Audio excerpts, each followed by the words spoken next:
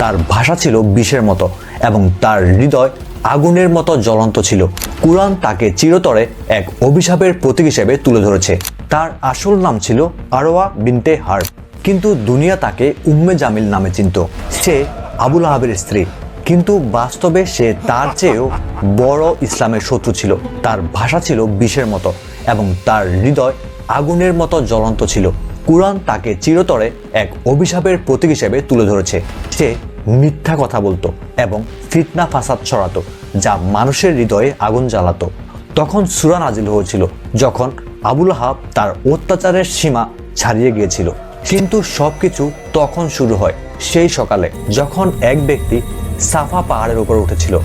ওই পাহাড়ে কে উঠেছে? হয়তো কোনো বিপদ এসেছে। সবাই চিন্তিত হয়ে পড়ল, হয়তো কোনো বিপদ আসছে। কিন্তু তাদের কি জানা ছিল যে আল্লাহর বার্তা এসে গিয়েছে?